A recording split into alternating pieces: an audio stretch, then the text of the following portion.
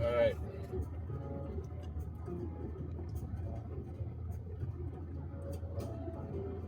30-minute drive ahead of me, so I thought I'd sit here, yap to you guys in my Kia Rio. You know, I've gone through so many cars in my life. When I was 16, my first car was a Honda CR-V, 2009. It's a fucking beautiful car. She did me well. She served me well, and she's still kicking it. You know, she's still there. And then I ended up getting a Jeep. That was definitely one of my favorite cars. Just nice to drive. The aux is really good. And then we got a 2001 Honda CR-V, and that's been the work car for however long for my home service company. Who knows how long that's been the work car for.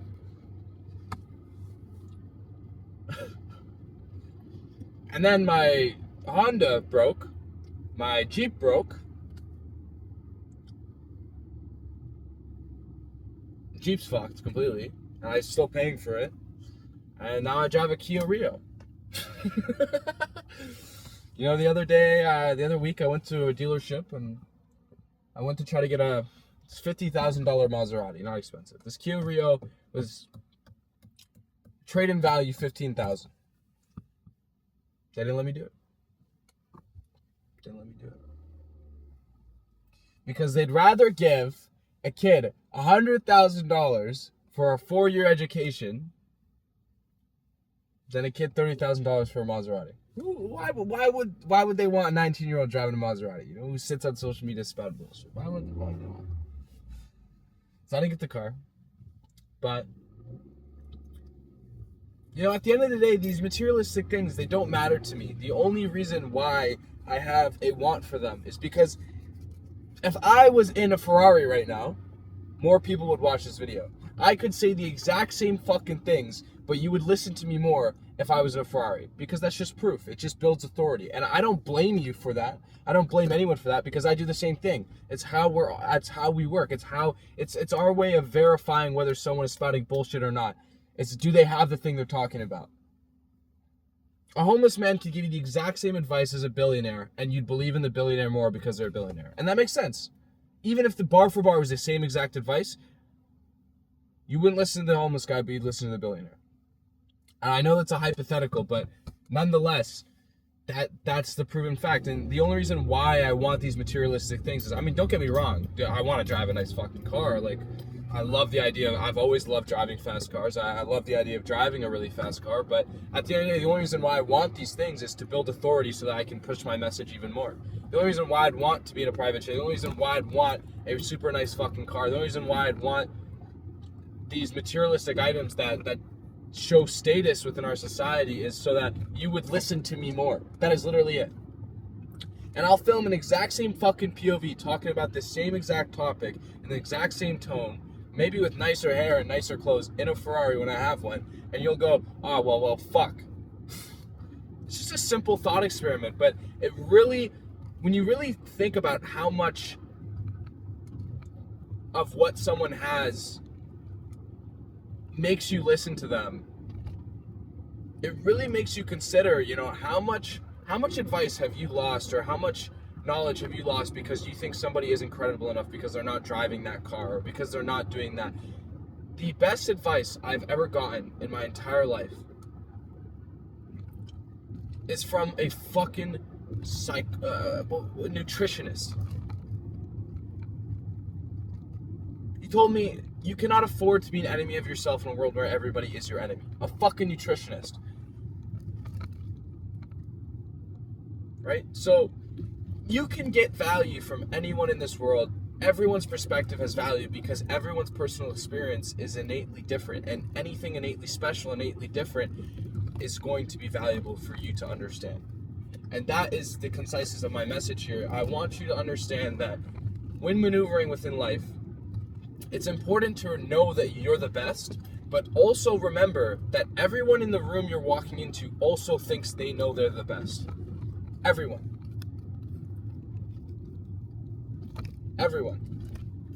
Right?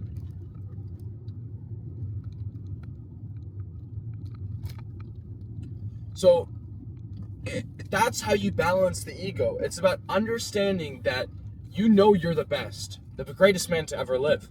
But walking into a room and understanding that everyone else in that room thinks they're the best, so you're going to operate like you're not the best, like they're the best. You're going to give them a little bit more power above you so that they have an inclination to give you more of what they have, to provide you more value. And, you know, I don't get me wrong, I have a very large ego, and I understand that ego is definitely one of the things that I handle. I don't think ego is a bad thing whatsoever. I don't think pride is a bad thing whatsoever. I think they're necessary emotions, especially to feel as a man. There's a reason why there's such a thing called ego death, because if you don't have any ego, then what's the point in existing? There's none, right? So,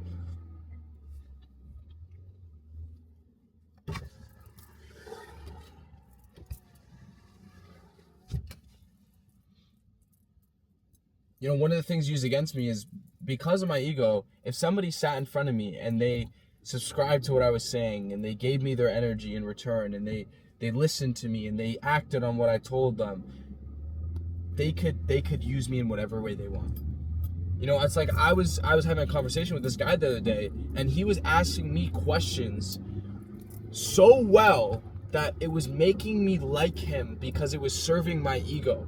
And the questions and the answers that I was able to give were in servitude of my ego, which caused me to want to talk more, to get asked more questions, to give more value, to go deeper. And when you understand that, it's that people can use that against you, but you can also use that against others.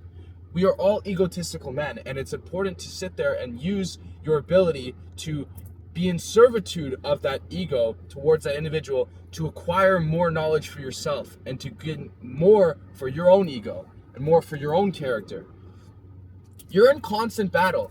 You know, I fucking wake up every morning, when I wake up at 4 a.m., and I crawl on the ground to some fucking war music, priming my brain for the battle that I'm going to go through during that day and the day that I'm in. And I get asked, the woman I'm seeing at the moment, she goes, what the fuck are you doing? Are you getting ready for war? And she's in my bed at 4 a.m. and I'm fucking crawling on the ground in front of my sun lamp listening to this music. And it's like, you're not going to fucking war. And I went, I am. Every day is war. Every day. There's always battles, and there's always tribulation that I must face, and there's always things I must beat in order to be the man I am. Every day is a battle. Every day is war. I love it. I fucking love it. I think I was born with an innate nature to conquer, and I think every man has that within them. And I fully embraced it. And I will do anything to beat the adversary that is in front of me. Any adversary, any challenge, any tribulation, I will do whatever it takes to beat them. And I love that. And I embrace it. I don't fear away from it. I don't shy from my innate nature. I embrace my innate nature. Now, am I fully understanding of my innate nature? No. But, again, self-delusion is very, very fucking important. I'd rather sit here and say, oh, my innate nature is to conquer, because that will give me more of a chance to win any battle that I have in front of me in this life. I will do anything. That's why I speak on self-delusion so much, because in this world, you are going to be told so many things. That you have to think a certain way, that you can't control your thoughts, that you can't control your subconscious. But truly sit there and ask yourself, why wouldn't I want to be the first person that control my thoughts? Why wouldn't I want to be the first person that can control my subconscious? Why am I going to sit there in servitude of what this person has to say and go, no, I can't do that, I can't do this because they said that I can't? I'd rather sit here and be deemed as insane and delusional and make whatever the fuck I believe come true, because everything stems from belief. If you believe something to be true, it becomes true. Everything stems from belief, and you have to understand that. And that's why you need to be so strong in your beliefs and set in stone in your beliefs. You cannot let your beliefs be a detriment to you. You need to have a strong control on what you believe in and what you allow in your life to be believed in. And that's why you have to take what everyone says to you, no matter who, with a grain of salt to your character. And it's so important to discover what your innate nature is as a human being, because this will allow you to take the advice and find what actually serves your innate nature. Because within serving your innate nature as a human being, who you are, remember, every single one of us was born with different DNA, different fucking fingerprint. Not one is the same. We are all innately, inherently different. And that is the innate nature within us. We all have something innate that is different within us all. And you must serve that innate nature, because the more you serve that innate nature, the more you are going to achieve the goals and wants that you have in this world and the desires that you have in this world.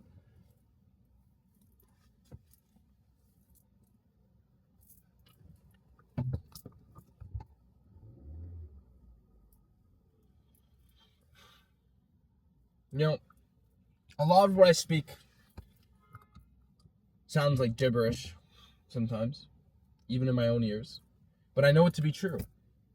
And if my speech ever gives you goosebumps, it means it's true. Goosebumps means it's true, okay? Goosebumps means it's true. Because that means your body's so full of energy, it needs to disperse it. And when words are so moving, you get goosebumps. When words are so truthful. The ultimate message is that I want you to operate through life. And remember, even from me, take advice with a grain of salt. If something is not in servitude of your beliefs, of your innate nature, do not believe in me. Do not listen to me. Fuck me. Fuck that guy. Fuck whoever told you that. Fuck everything. Believe in yourself. Take what I say with a grain of salt and apply it to the life and the desires and wants that you have, that you believe you have. And shift your beliefs that are in servitude of the goals that you want to achieve. That is it. You should not believe in something that does not serve your goals. You should not sit there and believe that you can't achieve this thing. Believe that you can be depressed. Believe that it's a cycle in your life to be in this loop, to be stuck, and to have motivation, then have no motivation, have motivation. Your belief in that loop alone creates that loop. Do you understand that? It is your choice, and you have control. There is no one telling you what you have to believe in. Yes, we all have parents. And luckily mine were less imposing of their beliefs. But there is no right or wrong. There is no truth. You have to throw that away, because that allows you to define your own right or wrong and your own truth. And that is the most important thing, to achieve what you want, because what else is there fucking in the world? You know, I always get asked, why do you do this? Why do you do that? Well, like, why do you want to? Why the fuck not? Why not? Does there need to be more of a reason? Do I need a holy grail? Yeah, okay, I have family. Obviously, as a man, that's a given. You have to take care of the people you love. That's a given. I'm not even going to bring that into conversation, because that has to be done. But it's like,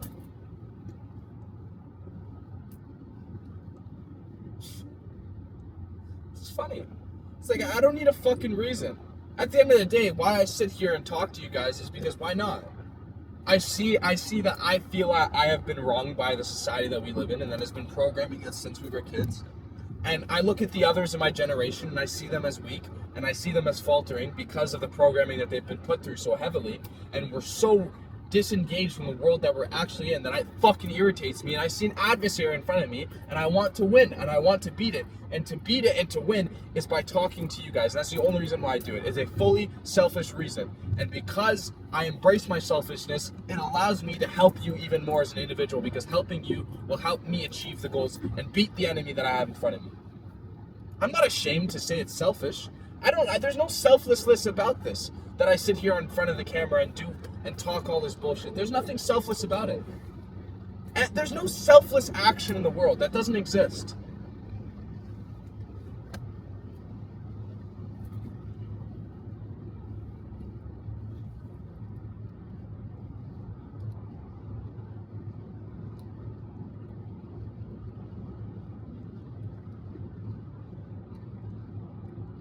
Anyways, hold your own beliefs, embrace your selflessness, embrace your selfishness,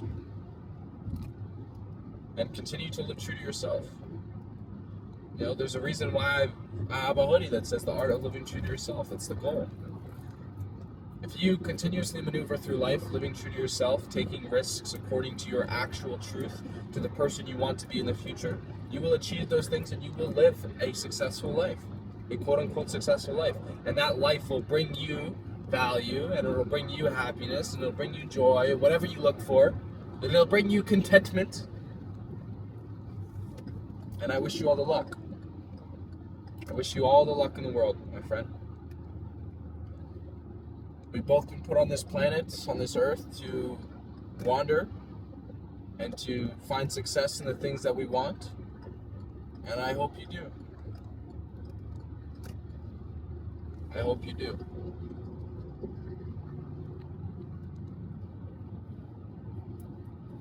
And fuck you. Fuck everyone that's not you. Even fuck me. Believe in what you want to believe in. If you don't agree with the things I say, don't agree. Create your own beliefs. Ciao.